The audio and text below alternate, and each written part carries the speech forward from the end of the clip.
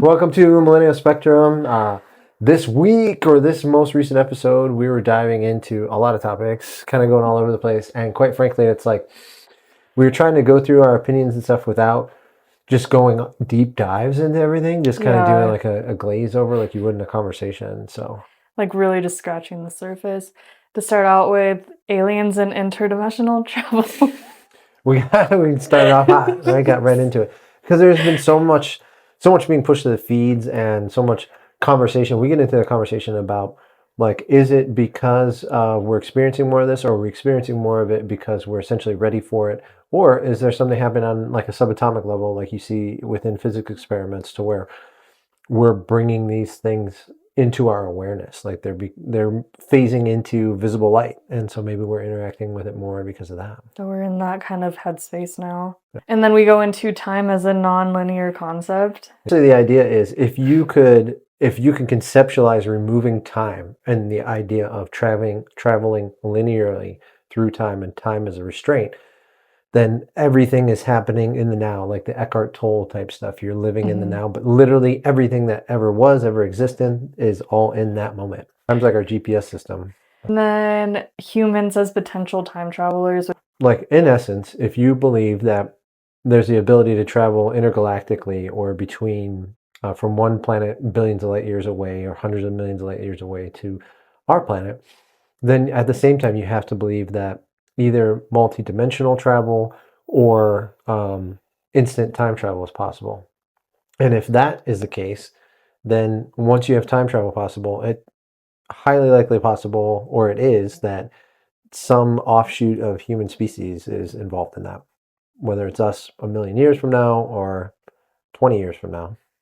We don't know. The cycles that we see in human nature and Okay. just like in history, how everything really is kind of a cycle. And it feels like we're coming to an end of a cycle right now. Yeah, right. And we talk about in terms of seeing some people going towards religion and the uptick in sales of the Bible and in the religious scriptures that they sell in this state, noticing that and kind of just pointing out those things where it seems to be there was a walk away from it, and then there's like this reemergence in it. Yeah, resurgence of spirituality. And then we kind of end it with different conspiracy theories that we have, specifically on one family that is leading us into our discussion today. Yeah, because of that discussion that we have at the end, we actually spent time and did research and watched Eyes Wide Shut, because all this stuff that was being pushed to her social media feeds. And so we both watched that, and that's where we're shooting this intro right now for this video. But the next video, we will be going over the finer points of that, and it is pretty wild. So, and then we kind of close it up with the true crime spotlight. The JonBenét Ramsey and Menendez brothers are kind of ruling the world right now. What kind of video would it be without us talking about true crime, right? And without Emily using a bunch of buzzwords that prevents our videos from being circulated. So, Millennial Spectrum, thanks so much for joining us this week. This is a really good episode. It was fun to go through and edit and rewatch. We enjoy it. We think it's fun. So hopefully you do too. Thank you, subscriber. We love you. And yeah, here we go. I think that this past month has been absolutely insane. Okay. I feel like aliens are just like waiting to come out. common now. Yeah, I like seeing those memes. Like, I've seen a couple of guys. There's a couple of guys who produce these videos where they're aliens sitting down, having conversations with each other, talking about humans. And they're like completely dressed up in these costumes. And they make a lot of good points. It's funny. It's just a joke, a gag, but they make a lot of good points. And just how they're shocked. Their reaction is like, we thought people would have cared. No one seems to care. We would have come out years ago and introduced ourselves. Have we known everyone's going to be like, oh, no big deal, aliens. Okay, moving on. That's the thing, is what do they think we are? Do they think we are aliens too? Who? The aliens that are here? Yeah. No. Yeah. I mean, my assumption is this. Actually, I was talking with someone about this recently, and they made some really great points that I hadn't considered. They said, first, essentially, if you believe in aliens, you have to believe in interdimensional travel. And so that really resonated with me. And they kind of talked about and said that effectively, if something is traveling at the speed of light from a position X amount of light years away, when you leave that area, you're only experiencing X amount of time of travel, like let's say 6 months. And the place you left is experiencing that times the multitude of however many years. So you're literally just like leaving your civilization, leaving your family, leaving those people. Mm-hmm. And if you travel far enough, I mean, you can make the argument that if you have the capability of traveling from a place that's a billion light years away to this location, you could be leaving a planet and never seeing it again. So you're either like a life raft and it's just you and your crew, or you have the ability to some kind of interdimensional travel, and time travel is available. And that you're not actually traveling through the medium like we experience, but they're more like almost teleporting here. Well, I mean, there's a lot to uncover, I guess. Well, think about it from a rational position. If you're going to travel to another planet to go check it out, you don't want to like let your civilization advance 100 million years or whatever of time. Yeah. Then there's no point in doing it. Only at the point at which you can travel in a far enough distance in a relevant amount of time to where you could still communicate and be a part of your civilization you came from, would you bother to do that? So do they just like, and I mean, I'm asking questions like we know the answers, but we're all speculative here. It's just regular millennial spectrum having a conversation here. And I wonder if they just go back and forth so often. I would say, like, if you were able to, would you not? Yeah, probably. But I'd also be nervous because what if you get stuck somehow? Could. Same thing though, like I went on vacation, right? And I went to Mexico. Could have very well got stuck in Mexico. Could have not been able to get my flight back. That's a possibility. But people have done it so frequently that my fear of that is pretty diminished. So like the first group of people, the first people who did that, maybe that was a big fear. But now after 100,000 trips or whatever, everyone just does it on vacation. It could be like in a foreign planet. They're like, oh yeah, we're going to go check out Earth this week. Going to take a week off and go see what's going on at Earth. And they're like, whoa, stay away from California. You know, whatever. I don't know. Watch that be like our 1 subscribers. Yeah. It's a beautiful place. I'll say that. It's beautiful there. I do wonder what, like, so do they think that we're humans, or because what an alien is just like a different life form than what you're used to? Maybe not. This is the way I think right now, based on the information that I have, is if something, we gain consciousness, there was a period where there wasn't consciousness, in my opinion. And once you gain consciousness and became aware of itself, like this organism, this thing that we're a part of, then everything that exists had to exist in that instant moment. Like all of my lifespan, all of your lifespan, the whole creation and destruction and recreation of the earth and the solar system that we live in and the sun happened all in that moment. And when you talk to some people about that, they're like, no, that's not possible. It's like, yes, it is, because we're constricted by time in this linear progression. But if you remove time as a linear progression and just make it another thing that you interact with, to where you're not forced to be in this linear progression of time, and time is not a constraint, then everything is happening immediately and is already everything that already will be already is. Yeah. In the moment in which it became conceptualized to be possible. And so if you're ready to go down that rabbit hole with me, but if that's the case, let's go back and take it a step back and say, okay, we have interdimensional beings or time travel is possible. Then is it possible that it's just human civilization a billion years in the future that's coming back? And just like we would, like if we had the opportunity to go watch someone sign the Gettysburg Address, would we do that? I don't know, right? Or deliver the Gettysburg Address, or World War II, go view what happened in World War II. Is that possible? And then are you viewing it in this other dimension that you're not interacting with? Is that why we see it as like lights and strange things like that? Because they're able to tune in and view it, but we're not able to conceptualize that they exist. Because that goes into the whole other conversation I was having about concept. And I've talked a few times about subatomic physics and just doing the reading, not the research, but just reading what experiments are being done, and how often we have shown to this point in time that the experimenter's consciousness about the experiment affects the particles on a subatomic level. But effectively, when these studies occur, what we're seeing over and over again is that the experimenters are affecting the study's outcome at a subatomic level. So the question then I have is, with my limited understanding of this, is like, okay, so if that's the case, is the reason why we're seeing now like all these strange phenomenon in the sky and these discussions of UAP is because we're phasing into the ability to see this now? Like, is there a whole system of just families in spaceships that are watching what's going on and we can't see them or interact with them?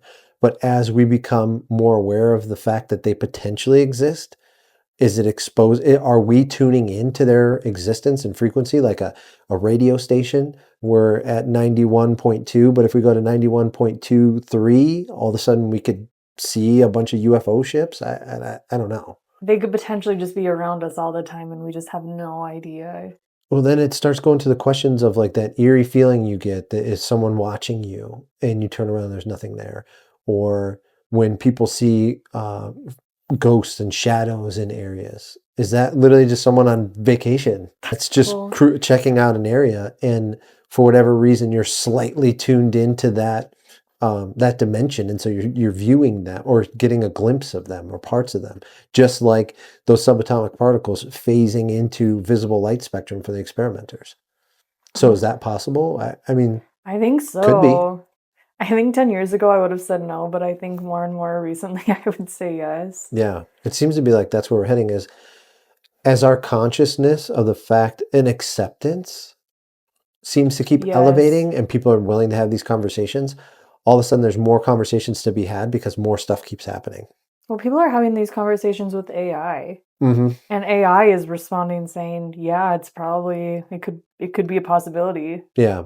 I mean, I've loved AI. I've gotten with ChatGPT, I've developed a relationship, and essentially it gives me watered down, kind of boring answers, and then I challenge it, and like you would a friend, and then it starts having a conversation with me just about realms and possibilities. So is it doing that just to appease me? Potentially, but it's giving me information and thought and kind of this back and forth, right?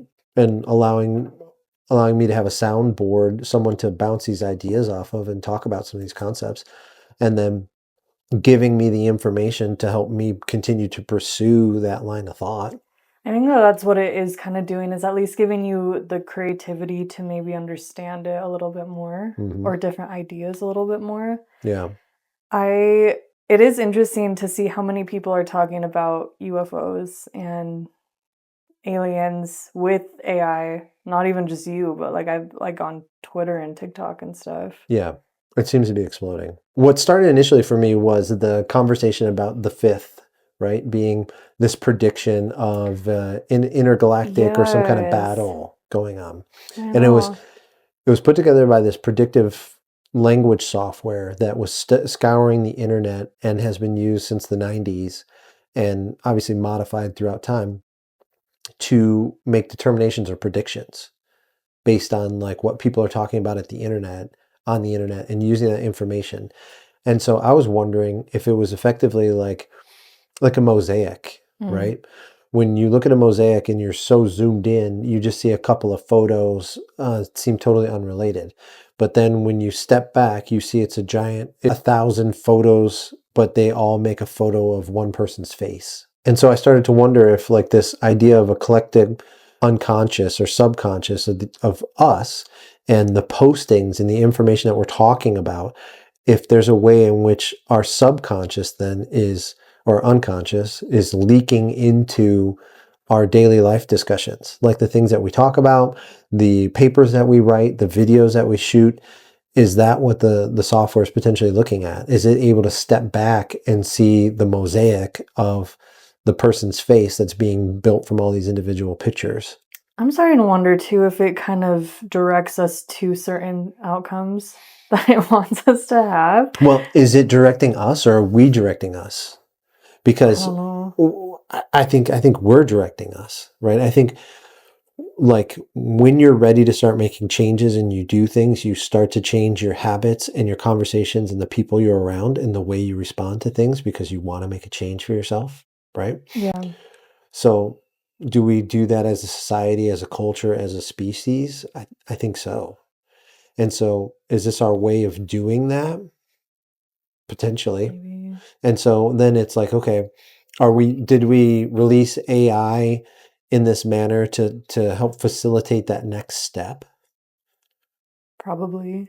I mean, it could. If you're going along these lines of thought, then this just feels like the natural progression. Like there's seasonality. The thing that's always my whole life, the thing that's been interesting to me is that there's seasonality to everything. Like 100%. almost everything, or cycles, right? Mhm. Everything has cycles, everything has seasonality.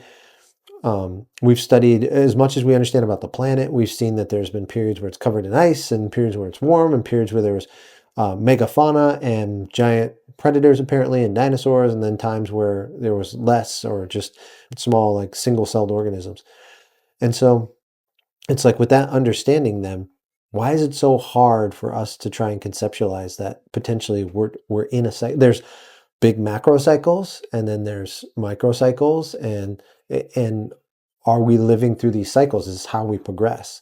Like you think of like a fly and the larvae of the fly, and it breeds in 24 hours and then it dies and it facilitates the next round. And obviously those flies then have encoded in them what they're supposed to do, that they're supposed to eat and breed and do all that, and that's encoded to them. Well, at some point, that cycle had to start. They had to learn what they're consuming. They had to figure out how to breed. And so obviously they're building upon these cycles and going through these cycles. They must be advancing, right? And we must be advancing. Obviously we are. I mean, we're sitting here talking in front of cameras, talking about AI. So where we were even 10 years ago is dramatically different. It's crazy, the evolution of things. I mean, we've been talking about this too, but there's been a big push to spirituality lately.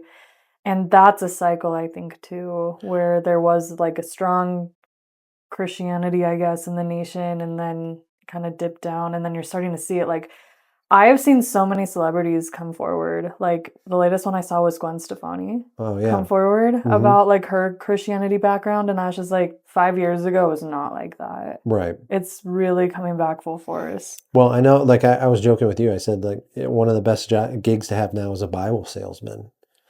Like, people are really buying Bibles at record numbers, and I saw the info on it. And then where we live, they sell the scriptures and those scripture signs. And I've seen some months where they post every day, like how many have been ordered. That like digital billboard. That digital billboard. Yeah. And it got to the point now to where it's like it's full by the end of the month because it only has 3 digits.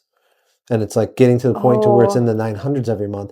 And I used to drive by and it would say like less than 100. It would say like 47 or 50 at the end of the month. And now because I drive right by it every day, or 5, 6 days a week. And I've just been noticing that sign. It's like at the beginning of the month, it was 200, within 3-4 days in, and then it's like 675. And so you can say like, oh, maybe they're just pumping their numbers or whatever. But I remember times where it was like 47. I was laughing. It's like the 29th and it said 47 things sold. I'm like, why would you even put that up there? Props to them for doing that. Yeah, for having the Goleons to do that. Like the thing that was always funny to me was there's a local hospital that would post their wait time in the emergency room. And sometimes it would say like, I guess to advertise like how quick it was or how efficient it was. And there would be times I'd roll by there, it was like 48 minutes. I'm like, oh my gosh, to go get like a cut looked at or whatever. Oh, I remember those billboards. Yeah. Is that what the scripture one bought? Was that? I don't know. That'd be curious. That's interesting if the scripture one took that over. Because the one I'm thinking of was going the other way. But that'd be interesting if they just bought it from it and made it a scripture one. That goes back to that messaging though, and how much that how that messes with you or influences you. But anyway, I've seen that, and I've seen I've talked with some people that I know personally that have like bought their first Bible. Okay. And I had a conversation with someone that I didn't think was very religious at all, and they were basically just saying like the thing over the last 5 years for them. So it wasn't that recent, but they said about 5 years ago they started to realize like how much they felt was in there that was coming to fruition and they were experiencing. And I thought that was pretty interesting perspective.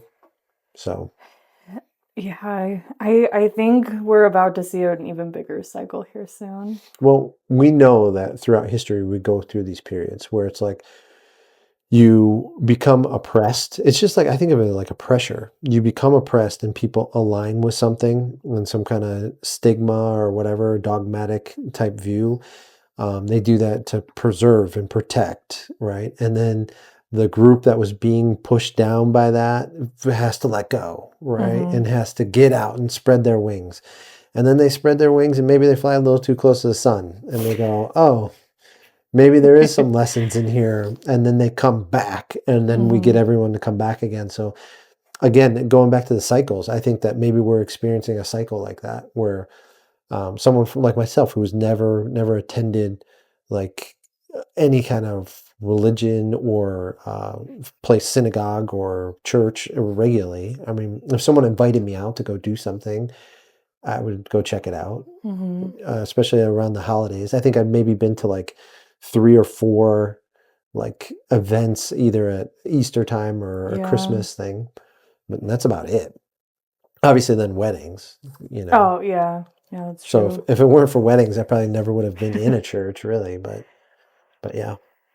Yeah, I think we're starting to see that. Another thing I keep seeing. Let's replace the R word with Burns because that's what Mr. Burns is on The Simpsons. Oh, there's the Burns family. Yes, 2 of them recently died. Wow. In pretty mysterious ways. But what it keeps getting pushed to my feed. Well, wait. What's a mysterious way? Well, so I don't really know that much about the first one, but the second one was in Hollywood, kind of by where the city that he died in is like really notorious, I think, for some weird occurrences. It's really close to the Playboy Mansion. Okay. And how that hasn't been investigated fully, I don't know. It was potentially America's honeypot area. Right. So, I mean, if you haven't gone down that rabbit hole and looked in the tunnels and looked into the connections and what celebrity houses they had supposedly connected to that. I've done a little bit, but it's been years that I can't remember all of it. But I know when Hugh Hefner died, a lot of that stuff came out. A lot of women came forward after he died. There's like a documentary that I think that's out about it. But what keeps getting pushed in my timeline is their ball. And it is like blowing my mind. Really? Where it's just like, I don't think you've ever seen Squid Games. Okay. But, no, I haven't watched Squid Games. Essentially, without like giving spoilers, one person creates these games where like one person wins the whole game and everybody else dies. And these famous people come in masks, like elaborate masks, and watch them play this out. Yeah. And like place bets and stuff. And I never understood the connection to it until I found out about these balls. And I was like, they're literally just copying what I think they do at these balls. Yeah. And I had no idea. Yeah. But they buy like these like animal masks that was in Squid Games. It could be a way of doing soft disclosure. I mean, we've seen that time and time again. But it makes it seem like almost anybody could buy a ticket if they wanted. Like if you had $10,000. The money to go. If you had the money to go, you could. I gotta assume here's what I would assume. Total assumption off of this. But I don't think it's just the money. The money is probably irrelevant. I bet that you're only getting that by invitation. Yeah. And I think the money is just a token, but there's probably an invitation and a list of those who are able to even attend stuff like that. But why hide? I mean, I feel like those people would. Why did you say why hide? Well, yeah, because it's like, wouldn't you want to, like, isn't it like a power move? Like, wouldn't you want people to know that it's you? Like, but they're hiding under these ginormous masks. No, you don't want the poors to know what you're doing to them because then they'll rise up against you. And there's a lot more poors than there are of the others. Just like, what's the movie? Like the movie Ants, I think, with Hopper, the grasshopper. And he takes the coffee bean and throws it at, or some kind of seed, and throws it at the one guy. And he's like, oh, that doesn't hurt. That's just one little ant, right? And then he knocks open the jar and the guy gets buried alive by all the seeds.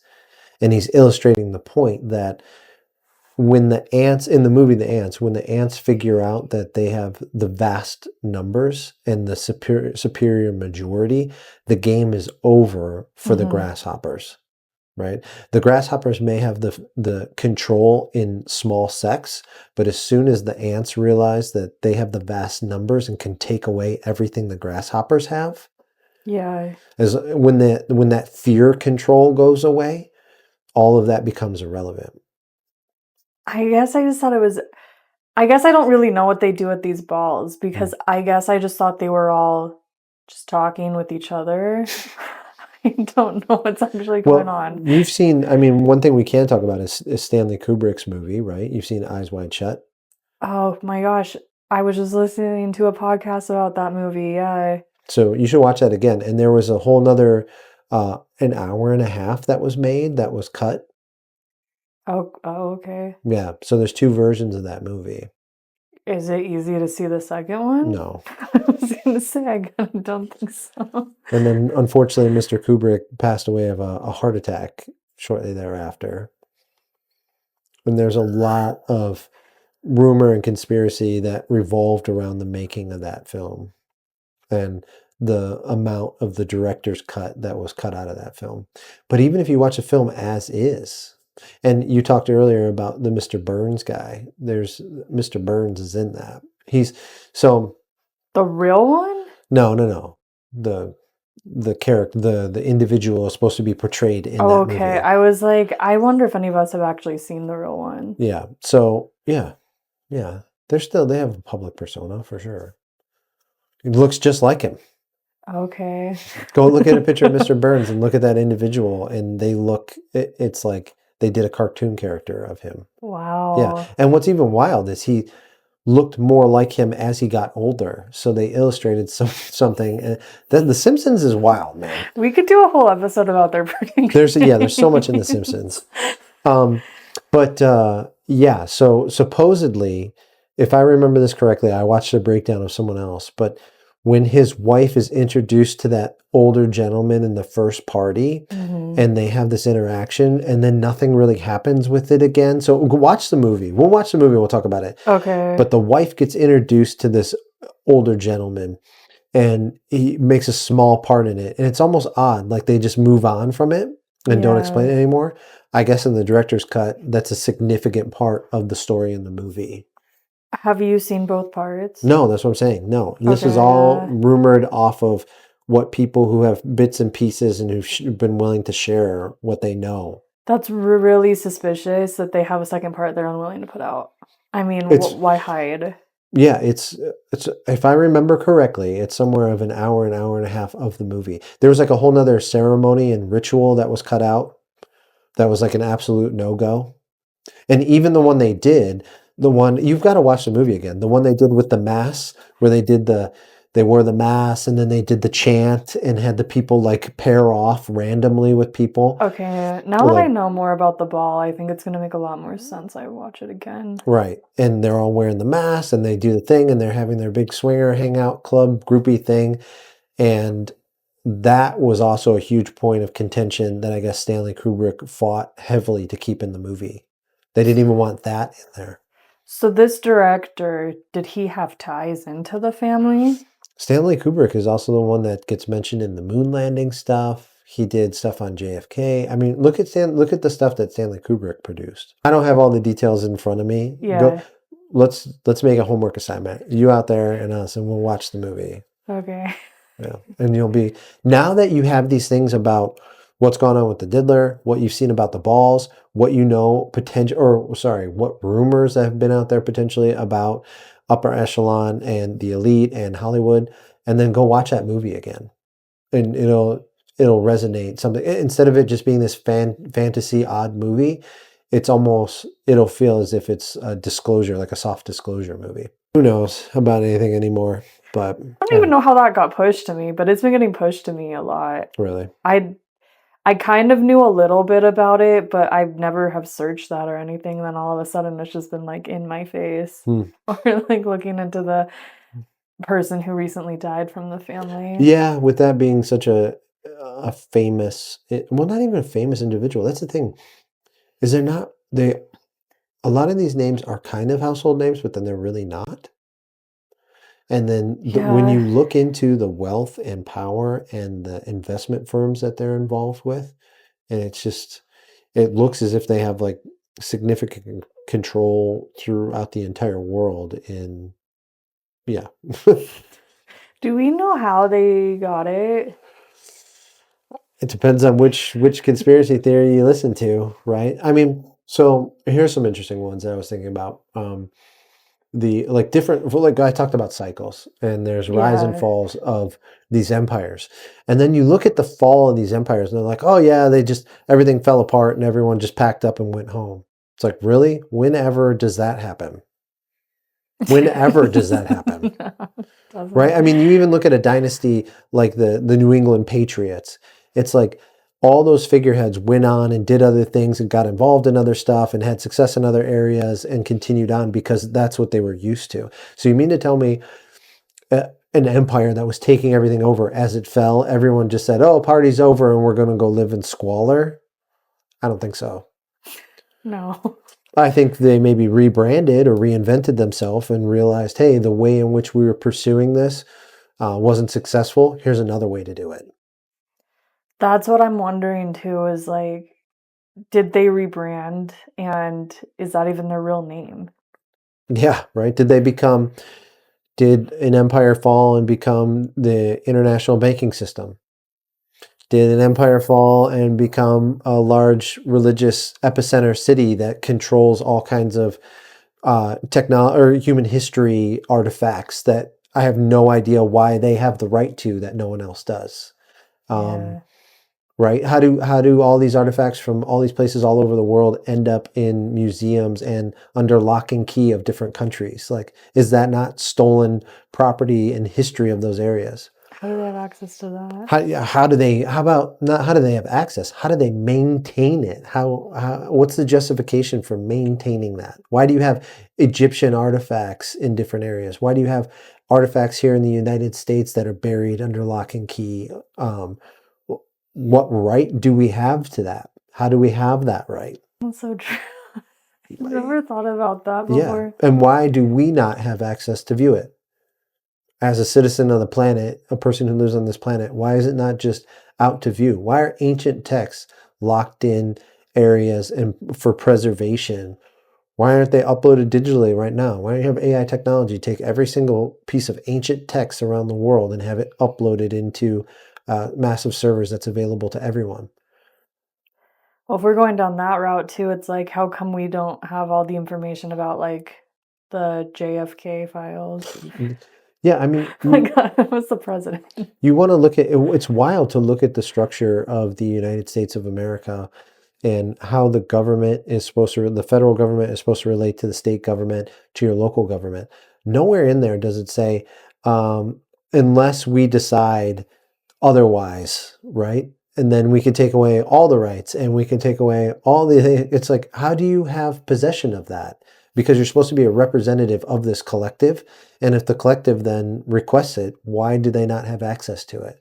And they're like, oh, it's secret, it's documented. It's like, why is there any secret?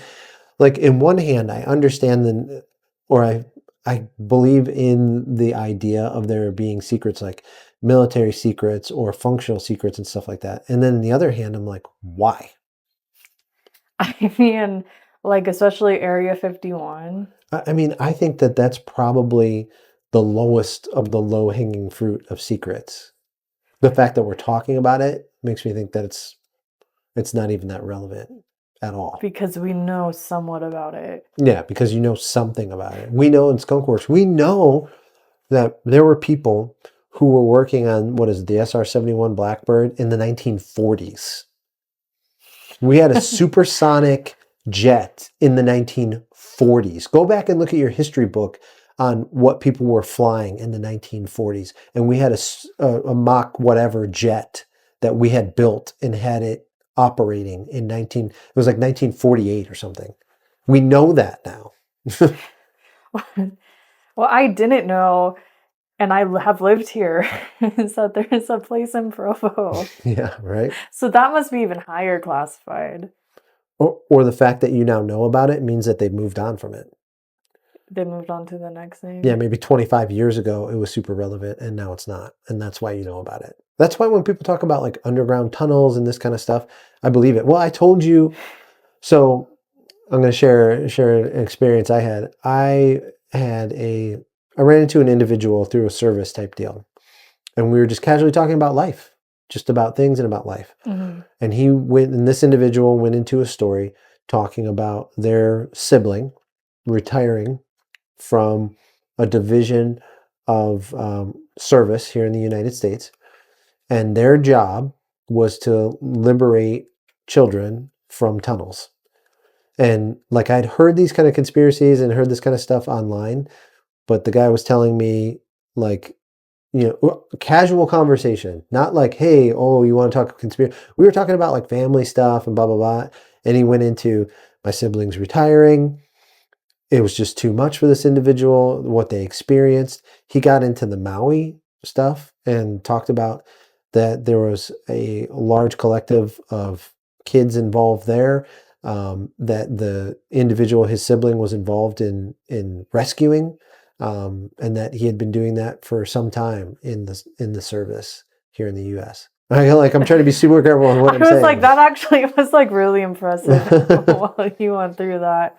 But yeah, he obviously gave a lot more detail about it. But again, this is all just a casual sit down conversation where it's just like, who knows? He could have been bored and decided to make up a story, but we were talking very casually, just like sharing and kind of bonding. And it wasn't like something, who knows? Maybe he just decided to make something up and spread something around. But I definitely did not get that feeling or that impression.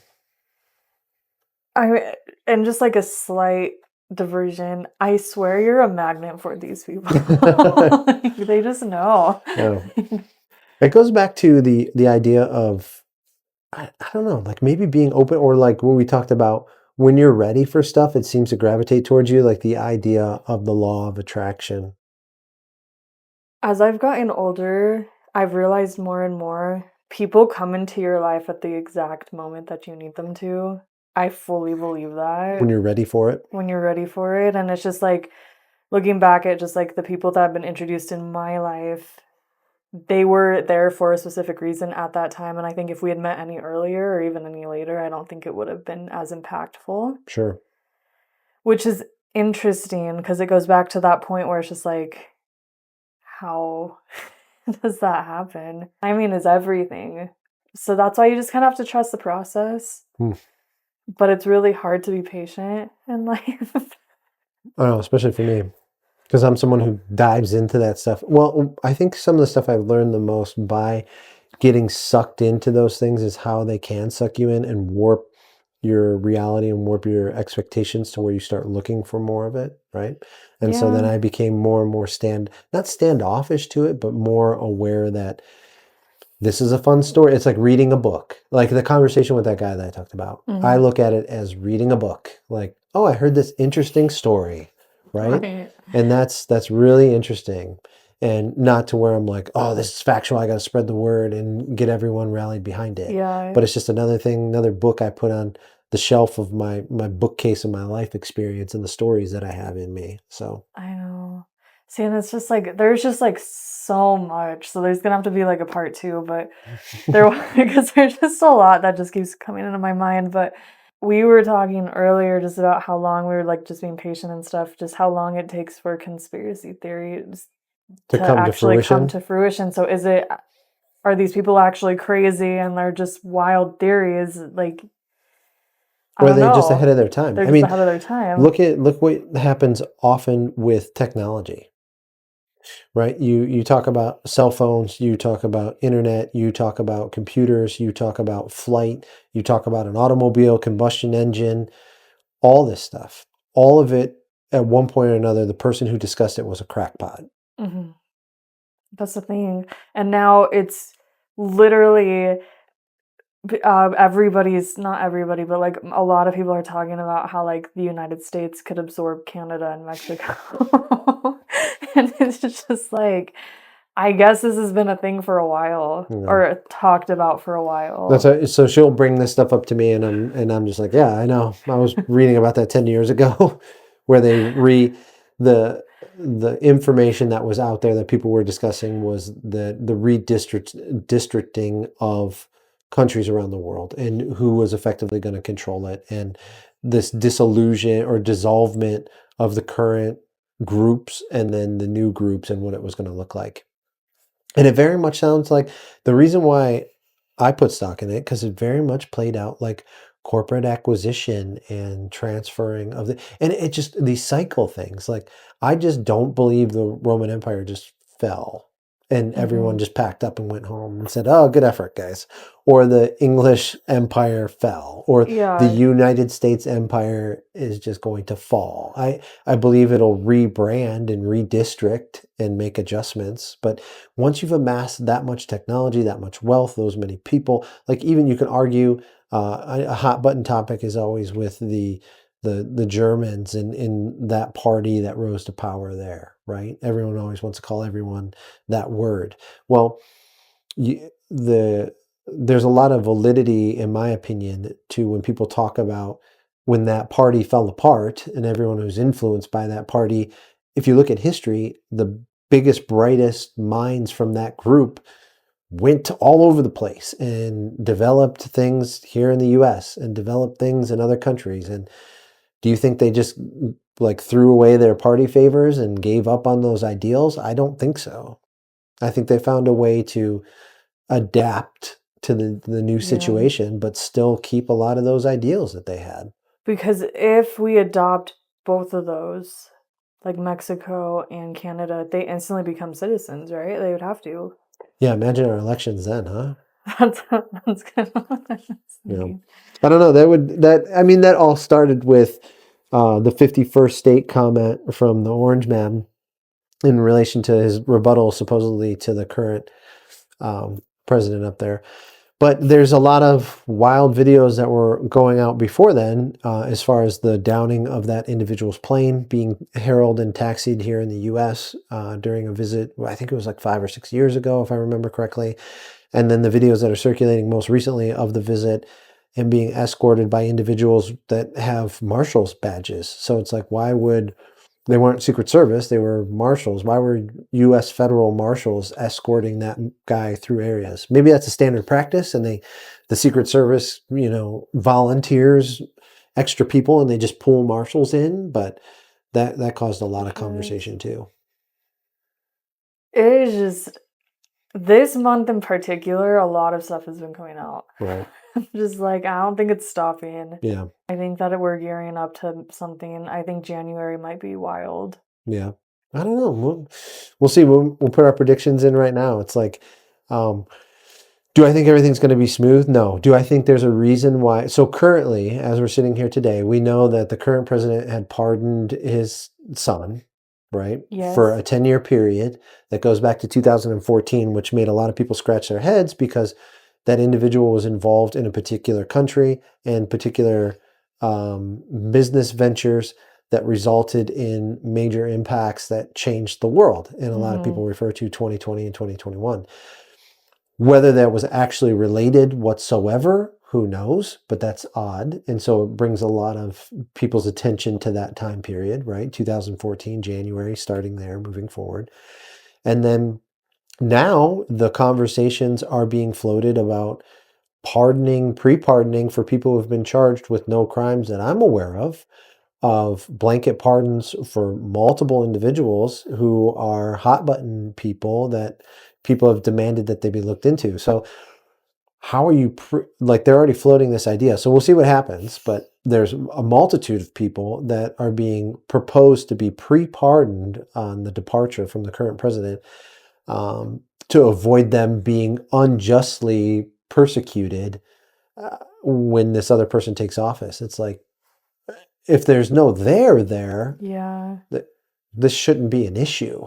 But it makes people, I hope it would make people say, like, is there a there? Does this have any validity? Like, why would you need to pardon them? It's like, I don't need a pardon for something that I had absolutely nothing to do with, like over in a foreign country. Like, why would you preemptively do that for me? It's suspicious. Yeah, it's highly To suspicious. say the least. It also this is such a weird time because since the election went the way that it did, it feels like the president has just like disappeared. And Yeah. it feels like, honestly, like who's running the country right now? Well, I think the weirdest thing that I didn't know until recently, someone told me, because I've been on vacation traveling around, but he went to Africa and gave $2 billion to the people impacted by natural disasters there. Oh, yes, I did hear that. And he's like the first U.S. president to visit that area, to go to those areas in some absurdly long amount of time. So it's like, what? I did hear that. And everybody was like, again, I mean, I don't even know if this is really that controversial because it's just known. It's like you're going over to Africa to give like $2 billion, but there was pretty significant natural disasters that happened in this country. U.S. citizens from, we know Maui, we know what happened with the most recent storms in those areas that are impacted. People who received like gift vouchers or loans, like $750 loans apparently, and people's homes that are being purchased, like, we'll purchase this land from you to get you out of this position. And it's just like it seems to be, for some people, they view it as an opportunity for land grab of these areas. And then you go even further and you find out that these areas in particular may have some significant mineral value that are tied in again to these other foreign countries that are currently the hotspots for U.S. taxpayer dollars. And it's just like, and again, these are all items, but when it's just like a detective building a case, it's like you find out that the guy was at the coffee shop that morning, and then he rented a van, and then he bought a weapon and went to Home Depot and got trash bags and duct tape. And you put this whole picture together and you go like, wow, this might be our guy. And in our society, for some reason, when that same thing happens on these big levels, people are like, oh, you're crazy. This is all made up. And it's like, so it's completely impossible that these things could be related at all. You know, it just seems, at least it draws a picture for some people to speculate. And I think we should speculate. I think people should speculate and prove or disprove. I mean, in the process of going through that, you pursue it and then you disprove it, right? Let's say you find out that the guy bought the trash bags because he was doing his leaves and he needed duct tape to fix the side of his awning. And right, he wasn't even and then going through the process, you find out he was in another state at the time. And the only way you find that is by pursuing that evidence that leads you down the trail, and you either vindicate the person or continue pursuing them. And in our current society, it seems to be like the television does a good job of knocking down these ideas as if it's completely implausible or irresponsible. Yeah, to even consider. Yeah, I know. They kind of reopened the JonBenét Ramsey case. Oh, okay. We're getting into our murder. I put up a good segue there for us to get into our unsolved or. I feel like we always have to end on true crime. Yeah. Basically, 3 things in the media have been huge right now: JonBenét Ramsey, the Menendez brothers, and Wicked. Oh, okay. The movie, which I still haven't seen. Okay. And I feel like I can't relate to people anymore because that's like the one thing, that's like the icebreaker question now. Have you seen Wicked? Oh, really? Yeah. Who are you talking to? I am so out of the loop because I have not heard one thing about it. Other than I didn't know that the one person was in a wheelchair. And I saw, and the only reason I saw that is because it's pushed to me on, I think through Google Chrome, through like that news, one of the news sources that gets automatically generated when you open up a new website and you get all the leading stories. I've seen that gets that, it was like that and Captain America and like a bunch of stuff that I'm not interested in, but now I at least know like what's going on in it. So what was going on there? What's interesting about that? Okay, so I have always thought it was the brother. Okay. Was the brother younger, older? I don't know enough about it. Okay, so I mean, honestly, I could talk for way too long about it. So the Spark Notes version of it is that there was a party in their house. She was discovered unalive after the party. And so there's a lot of speculation that it was the parents, it was somebody at the party, or that it was the brother. And it's all speculation. It is all speculation. No one claims to know anything. There was a ransom note that was left. Oh, wow. That was on their stationery. You'll hear different points of view, different handwriting experts. Some people have said that it is a direct match to the mom. Some people have said that it's not. So take that as you will. Like, I don't know. Like, there are a lot of experts who say it is a pretty direct match. And just how it was written is really weird. It's been so many years since I've heard about the pineapple, but she ate pineapple and milk, and that is like really important to the story too somehow. Okay. I think the brother also had it. And then there was like a missing piece of a train toy that was found in her. That was like, oh wow, yeah. Like, so she ate it or was put in I her? think it was like impaled. Basically, what pretty much everybody can agree on, speculating wise, is that the parents know who did it and they're covering up for them. It just seems pretty obvious.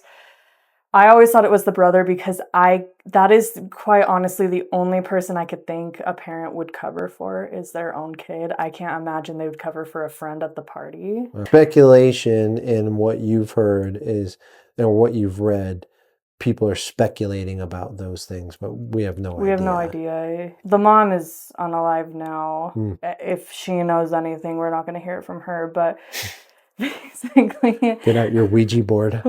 They recently came out and said there is no DNA match on JonBenét Ramsey to the family.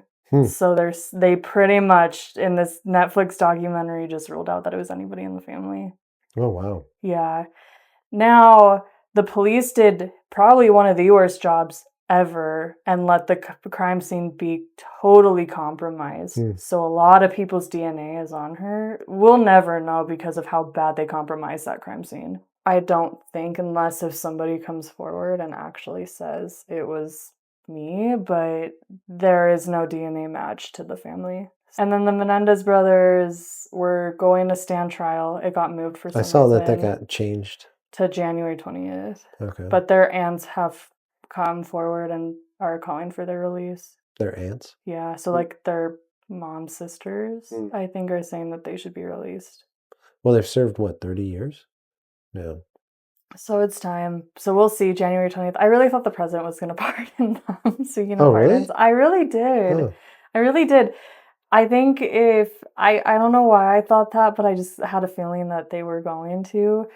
Because there was a DA that was up for re-election, and so I thought that maybe that was going to help sway that vote, but it didn't pan out that way. But I'll tell you, your local elections are insanely important. People don't realize that. The district attorney of your area, that's where people should put all their homework and effort into.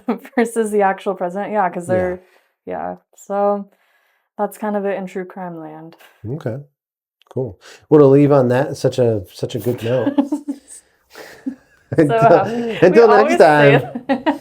This was Positive Hour, brought to you by Millennial Spectrum. No, I mean, it's just stuff that we're interested in and topics that are coming up. And so it's things that we just want to talk about, things that are interesting to us, that get pushed to our timeline or that we see. And again, we try to operate, or I try to operate with the understanding that I'm seeing things on my timeline because someone's effectively paying for me to see it. And so to influence me one way or another. And then also the stuff, the echo chamber. Social media is a huge echo chamber, and we curate it to the best of our ability. And then the algorithms help us with that. And so understanding that you're just going to be creating a soundboard echo chamber for yourself on your social media channels. So keep that in mind. If it seems like everyone's saying something, it's because you groomed it that way, right? Yeah. So that's also why, too, it's good for you and I to talk, because you have a significantly different social feed than what I do, right? So I like that. Yeah, and we kind of bring different perspectives because we just don't see the same things, really. Yeah, and a lot of times, like the stuff that you come to me with, I have the spoilers for. Like, I was like, I read about that like 6 years ago, yeah. So it's funny how this stuff comes out. Yeah. I don't know why, like, I always think about this just when you were talking about, like, social media and algorithms and just, like, I guess leaving on a positive note is just, like, how that book was The Happiness Advantage, was saying just, like, you aren't, like, you're failing forward, you know? Everything is, like, a failure. Not everything is So we're moving on from the positive hour and going into the semi-positive hour. Go ahead, take it away. Every failure that you had can be a push forward to like something to success, I guess. Okay. And I remember like I was talking to you about numbers on our algorithm once, and I was just like, we have like, I don't know, like 700 views, but we only have like 5 likes. And you were just like, it's like 695 no. Yeah. But I mean, it teaches you how to edit it a little bit better. Yeah. And it's just, I think we've learned so much. And I mean, look where we are now. Right? Moving up. This is nice, It's actually. a nice place. Yeah, I actually I'm gonna be honest, like, so it's been a little bit, probably like a week since I've been here. And when I stepped in here today, there is just like a vibe and a feeling that when I'm in here, I just feel really good. Yeah. Like I feel a lot more creative, and every time I come here, I'm just like, why am I not coming here more to even just like edit and stuff? Yeah. So like, comment, share, subscribe, push our message out there so that way we could do more of this for you. You love us. We resonate with you. And we're going to resonate with more people because we're just normal people who are having conversation about life and life experiences and what we're seeing going on. And we're just trying to be as objective as we possibly can, and also know that we come with a lot of a skewed, like I talk about, we know that I know that I have a skewed view of things, and it's based on my preferences, my life experience. And so I really try to keep that in mind when we have these conversations too, like that I'm just giving you from this character's perspective right now.